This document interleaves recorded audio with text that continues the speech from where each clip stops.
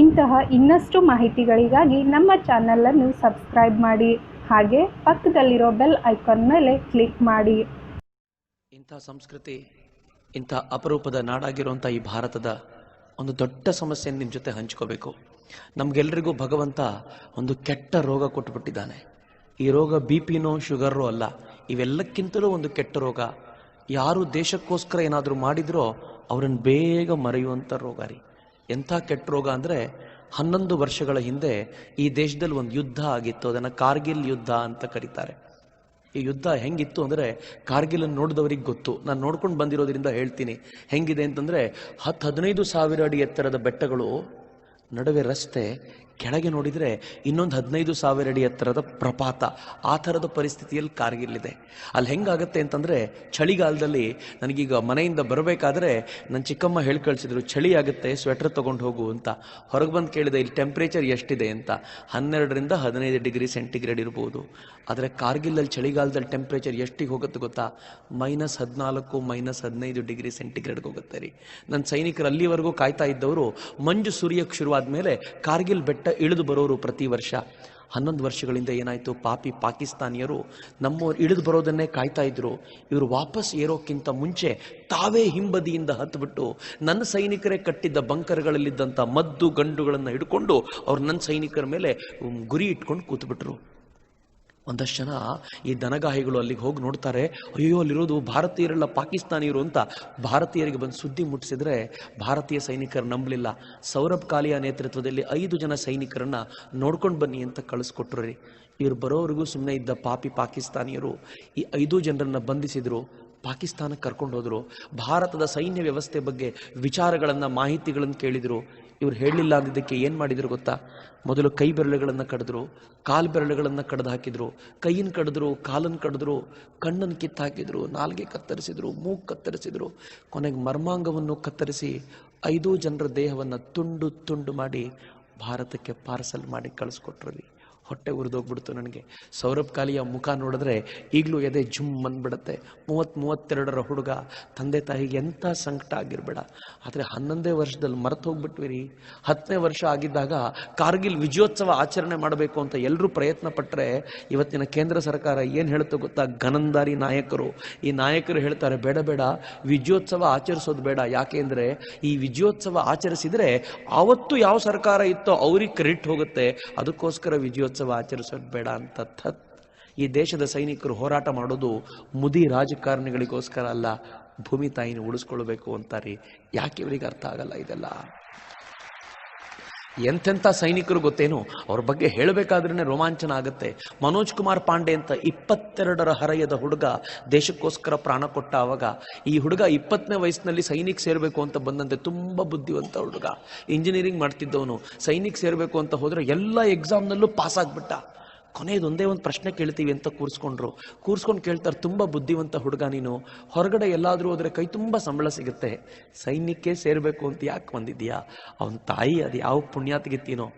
ಮನೋಜ್ ಕುಮಾರ್ ಪಾಂಡೆ ಹೇಳ್ತಾನೆ, ಸರ್ ಏನೂ ಇಲ್ಲ ಸರ್, ನನ್ನ ಜೀವನದಲ್ಲಿ ಒಂದೇ ಒಂದು ಆಸೆ ನನಗೆ ಅಂದರೆ ಪರಮವೀರ್ ಚಕ್ರ ತಗೋಬೇಕು ಅಂತ.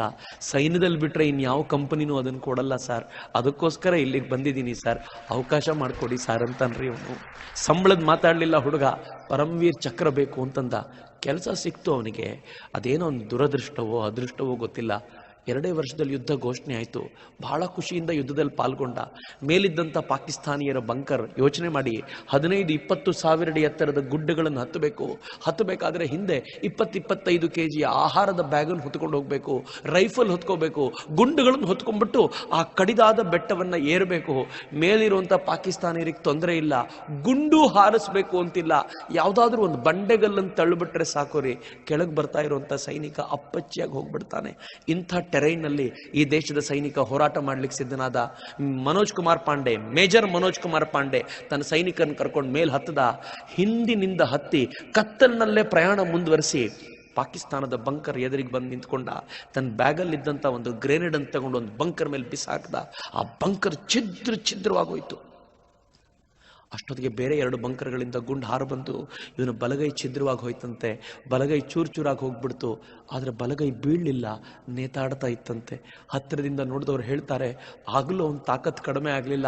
ಅವನು ತನ್ನ ಸೈನಿಕನೊಬ್ಬನಿಗೆ ಕರೆದು ಹೇಳ್ದ, ಬೇಗ ಬೇಗ ನನ್ನ ಬೆಲ್ಟನ್ನು ಬಿಚ್ಚಿ ಈ ಬಲಗೈನ ಸೊಂಟಕ್ಕೆ ಕಟ್ಕೊಂಡು ಬಿಡ್ತೀನಿ, ನೇತಾಡ್ತಾ ಇದ್ರೆ ತುಂಬ ಕಷ್ಟ ಆಗುತ್ತೆ ಅಂಥೇಳಿ ನೇತಾಡ್ತಾ ಇದ್ದ ಬಲಗೈನ ಸೊಂಟಕ್ಕೆ ಕಟ್ಕೊಂಡು ಎಡಗೈಯಿಂದ 2 ಗ್ರೆನೇಡನ್ನು ತಗೊಂಡು ಪಾಕಿಸ್ತಾನದ 3 ಬಂಕರ್ಗಳನ್ನು ನಾಶ ಮಾಡಿದ.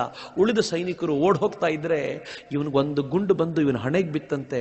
ಸಾಯೋಕ್ಕಿಂತ ಮುಂಚೆ ಅವನು ಹೇಳಿದ ಕೊನೆ ಮಾತು, ನಾ ಛೋಡ್ನು, ಬಿಡಬೇಡ, ಅವ್ರನ್ನ ಒಬ್ಬರನ್ನು ಬಿಡಬೇಡ, ಎಲ್ರನ್ನೂ ಕೊಂದು ಹಾಕು, ಈ ಗುಡ್ಡ ನಮ್ದಾಯ್ತು ಅಂತ ಹೇಳು ಅಂತ ಹೇಳ್ತಾ ಪ್ರಾಣ ಕೊಟ್ಬಿಟ್ಟಂತೆ ರೀ. ಆ ಹುಡುಗನಿಗೆ 22ರ ಹುಡುಗನಿಗೆ ಪರಮವೀರ್ ಚಕ್ರ ಸಿಕ್ತು, ಮರಣೋತ್ತರ ಪ್ರಶಸ್ತಿ. ಅದು ಸಿಗಬೇಕಾದ್ರೆ ಪ್ರಶಸ್ತಿಯಲ್ಲಿ ಅನೌನ್ಸ್ ಮಾಡ್ತಾರಲ್ಲ, ಆ ಹೆಣ್ಮಗಳು ಅನೌನ್ಸ್ ಮಾಡ್ತಾಳೆ. ಅವನ ಡೈರಿಯಲ್ಲಿ 2 ಸಾಲು ಬರ್ಕೊಂಡಿದ್ದ ಅವನು, ನಿಮ್ಗೆ ಹೇಳಬೇಕು ಅಂತೇಳಿ ಹೇಳ್ತಾಳೆ ಅವಳು.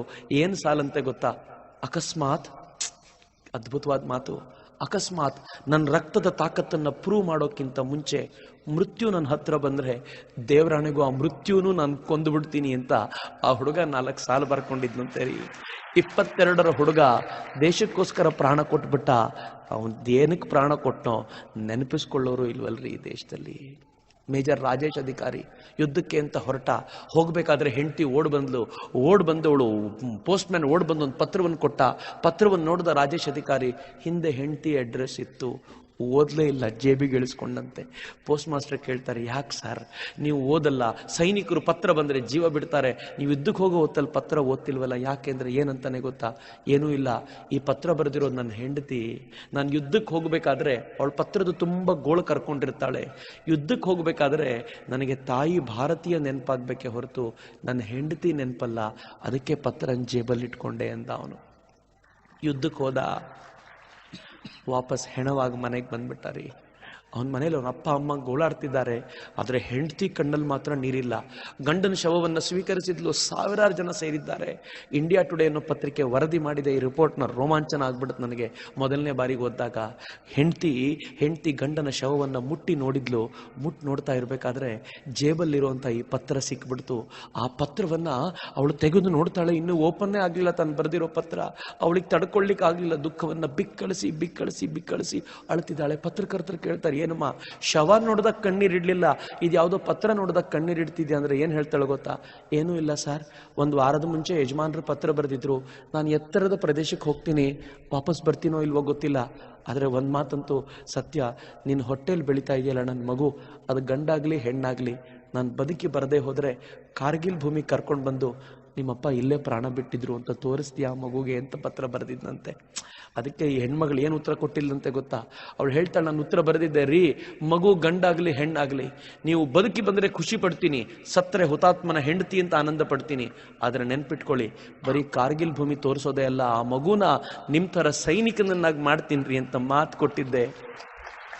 ಅವ್ರು ನನ್ನ ಮೇಲೆ ಅನುಮಾನ ಪಟ್ಟು ಈ ಪತ್ರ ಓದದೆ ಹೋಗ್ಬಿಟ್ರಲ್ಲ, ಓದಿದ್ರೆ ಇನ್ನೂ ಖುಷಿ ಪಡ್ತಿದ್ರಲ್ಲ ಅಂತ ಹೇಳ್ತಾಳ್ರಿ ಅವಳು. ನನಗೆ ಆ ತಾಯಿ ನೆನಪಿಸ್ಕೊಂಡ್ರೆ ಈಗಲೂ ರೋಮಾಂಚನ ಆಗುತ್ತೆ. ನಮಗೆ ಮಾತ್ರ ನೆನಪಾಗಲ್ಲ, ನಾವು ಹಾಗೆ ಹಾಯಾಗಿ ಬದುಕ್ತಾ ಇರ್ತೀವಿ.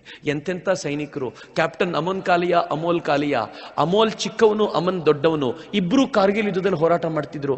ಚಿಕ್ಕ ಮಗ ಕಾರ್ಗಿಲದಲ್ಲಿ ಪ್ರಾಣ ಕೊಟ್ಬಿಟ್ಟ. ಶವ ಮನೆಗೆ ಬಂದರೆ ಅವರಪ್ಪ ಅಮೋಲ್ ಮುಂದೆ ನಿಂತ್ಕೊಂಡು ಶವದ ಅವನ ಕ್ಯಾಪನ್ನು ತಾವು ತಲೆ ಮೇಲೆ ಹಾಕ್ಕೊಂಡು ಶವಕ್ಕೊಂದು ಸೆಲ್ಯೂಟ್ ಕೊಟ್ಟು, ಅಮೋಲ್ ನಿನ್ನ ಕಿರಿಮಗ ಅಂತ ಊರು ತುಂಬ ಹೇಳ್ಕೊಂಡು ತಿರುಗಾಡ್ತಿದ್ನಲ್ಲೋ, ನೀನು ದೇಶಕ್ಕೆ ಹಿರಿಮಗ ಆಗ್ಬಿಟ್ಟಿಲ್ಲಪ್ಪ, ನನಗೆ ಅಲ್ಲ ದೇಶಕ್ಕೆ ಹಿರಿಮಗ ಆಗ್ಬಿಟ್ಟೆ ನೀನು ಅಂತ ಮಗನಿಗೆ ಸೆಲ್ಯೂಟ್ ಕೊಡ್ತಾರಲ್ರಿ. ಅದು ಈ ದೇಶದ ಶಕ್ತಿ. ಎಂಥ ಅದ್ಭುತವಾದ ಜೀವನ ಅಂದರೆ, ಯಶವಂತ್ ಸಿಂಗ್ ತೋಮರ್ ಅನ್ನುವಂಥ ಹುಡುಗ ದೇಶಕ್ಕೋಸ್ಕರ ಹೋರಾಟ ಮಾಡಬೇಕು, ಸೈನಿಕ, 11 ಜನರ ಪಡೆ ಕಟ್ಕೊಂಡು ಮೇಲಕ್ಕೆ ಹೋಗಬೇಕಾದ್ರೆ ಎಲ್ಲರಲ್ಲೂ ಉತ್ಸಾಹ ತುಂಬಬೇಕಲ್ಲ. ಗೆಳೆಯರಿಗೆ ಹೇಳ್ತಾನಂತೆ, ಹಮ್ 11 ತೋಮರ್ ಜಾಯಂಗೆ, 11 ಜೀತ್ ಕರ್ ವಾಪಸ್ ಆಯಂಗೆ ಅಂತ ಹೋದ. ಗುಡ್ಡ ಗೆದ್ದರು. ವಾಪಸ್ ಬರಬೇಕಾದ್ರೆ ಯಶವಂತ್ ಸಿಂಗ್ ತೋಮರ್ರೇ ಸತ್ತು ಹೋಗಿದ್ದಾರೆ. ಮನೆಗೆ ಅವನ ಹೆಣ ಬಂದರೆ ಅವರಪ್ಪ ಹೆಣದ ಮುಂದೆ ನಿಂತ್ಕೊಂಡು ಏನು ಹೇಳ್ತಾರಂತೆ ಗೊತ್ತಾ? ಹೋಗೋ ತೋಮರ್, ನಾನು ಯಾಕೊಂದು ನೀನು ಸತ್ತೆ ಅಂತ ಹಳ್ಳಿ, ನನ್ನ ಕುಟುಂಬದ ಒಂದು ನಿಯಮ ಇದೆ, ಒಂದೋ ಯುದ್ಧದಲ್ಲಿ ಗೆಲ್ಲಬೇಕು ಇಲ್ಲ ಸಾಯಬೇಕು, ನೀನು ಗೆದ್ದು ಸತ್ತಿದ್ಯಾ ಬಿಡೋ, ನಾನು ಹೇಳಲ್ಲ, ನಾನು ಖುಷಿ ಪಡ್ತೀನಿ ನನ್ನ ಮಗ ಅನ್ನೋ ಕಾರಣಕ್ಕೋಸ್ಕರ ಅಂತ ಆ ವಯಸ್ಸಾದ ತಂದೆ ಮಗನ ಶವಕ್ಕೆ ಮುಂದೆ ನಿಂತ್ಕೊಂಡು ಒಂದು ಸೆಲ್ಯೂಟ್ ಕೊಡ್ತಾರಲ್ಲ. ನೆನಪಿಸ್ಕೊಳ್ಳೋ ಪುರ್ಸೊತ್ತೇ ಇಲ್ವಲ್ರಿ. ನಾವು ಎಂಥ ಕೃತಜ್ಞರಾಗ್ಬಿಟ್ಟಿದ್ದೀವಿ ಅಂದರೆ, ಇವತ್ತು ದೇಶ ಏನಾದರೂ ಹಿಂಗಿದೆ ಅಂತಂದರೆ ಅವ್ರ ಕಾರಣದಿಂದಾಗಿಯೇ ಇರೋದು. ನಮಗೇ ನೆನಪಿಲ್ಲ. ಹೊಟ್ಟೆ ಉರಿಯುತ್ತೆ ಈ ಮಾತನ್ನು ಹೇಳಬೇಕಾದ್ರೆ. ಸತ್ಯ ಹೇಳ್ತೀನಿ, ಜಾಗೋ ಭಾರತ್ನ ಉದ್ದೇಶ ಮತ್ತೇನೂ ಇಲ್ಲ. ಇವತ್ತಿಗೂ ಕೂಡ ಈ ದೇಶಕ್ಕೆ ಪ್ರಾಣ ಕೊಡ್ತಾರಲ್ಲ, ಅವ್ರನ್ನ ನೆನಪಿಸ್ಕೊಳ್ಳಕ್ಕೆ ಒಂದು ಅವಕಾಶವನ್ನು ಕಲ್ಪಿಸ್ಕೊಡ್ಬೇಕು ಅನ್ನೋ ಹುಚ್ಚಿನಿಂದ ಈ ಕಾರ್ಯಕ್ರಮ ಶುರು ಮಾಡಿದ್ದು. ಅದಕ್ಕೋಸ್ಕರ ಅಕಸ್ಮಾತ್ ಇವತ್ತೇನಾದರೂ ಕಣ್ಣೀರು ಹರಿಯಕ್ಕೆ ಹೊರಗೆ ಬಂದರೆ ಕಂಟ್ರೋಲ್ ಮಾಡ್ಲಿಕ್ಕೆ ಹೋಗಬೇಡಿ, ಬಿಟ್ಬಿಡಿ ಅದನ್ನು. ಪಕ್ಕದವ್ರು ಯಾರೋ ನೋಡ್ತಾರೆ ಅಂತ ನಾವು ನಮ್ಮನ್ನು ಕಂಟ್ರೋಲ್ ಮಾಡ್ತಾ ಕೂತಿರ್ತೀವಿ. ಹೆಂಡತಿಗೋಸ್ಕರ ಗಂಡ ಅಳೋದನ್ನು ನೋಡಿದ್ದೀನಿ, ಗಂಡನಿಗೋಸ್ಕರ ಹೆಂಡತಿ ಅಳ್ತಾ ಕೂತಿರ್ತಾಳೆ. ಮಕ್ಕಳು ಹಾಳಾಗೋಗ್ಬಿಟ್ರಲ್ಲ ಅಂತ ಗಂಡ ಹೆಂಡತಿ ಎಲ್ಲರ ಮುಂದೆ ಕಣ್ಣೀರಿಡ್ತಾರೆ. ಆದರೆ ನಮ್ಮ ಮಕ್ಕಳಲ್ಲ, ಆದರೆ ನಮಗೋಸ್ಕರ ಪ್ರಾಣ ಕೊಡ್ತಾರಲ್ಲ ಆ ಮಕ್ಕಳಿಗೋಸ್ಕರ ಒಂದೆರಡು ಕಣ್ಣೀರನಿ ಹೋಗ್ಲಿ ಬಿಡ್ರಿ. ಕಣ್ಣೀರನಿ ಹಾಕ್ತಾ ಹಾಕ್ತಾ ಇವತ್ತು ಒಂದು ದಿನ ನಾನು ನಿಮ್ಮೆಲ್ಲರಲ್ಲೂ ಕೇಳ್ಕೊಳ್ತೀನಿ, ದೇವರನ್ನ ಕೈ ಮುಗಿದು ಕೇಳ್ಕೊಳ್ಳಿ, ಹೇ ದೇವರೇ, ಇಷ್ಟೂ ದಿನ ನಮಗೋಸ್ಕರ ಪ್ರಾಣ ಕೊಟ್ಟ ನಮ್ಮದಲ್ಲದ ಆ ಮಕ್ಕಳಿಗೆ ನೀನು ಆತ್ಮಶಾಂತಿ ಕೊಡು. ಇನ್ನು ಮುಂದೆ ಪ್ರಾಣ ಕೊಡ್ಲಿಕ್ಕೆ ಸಿದ್ಧರಾಗಿದ್ದಾರಲ್ಲ ಅವ್ರಿಗೆ ಶಕ್ತಿ ಕೊಡಪ್ಪ ಅಂತ ಭಕ್ತಿಯಿಂದ ಪ್ರಾರ್ಥನೆ ಮಾಡ್ತಾ ಈ ಅಪರೂಪದ ಗೀತೆಗೆ ನಾವು ದನಿಯಾಗೋಣ. ಇಂಥ ಸಂಸ್ಕೃತಿ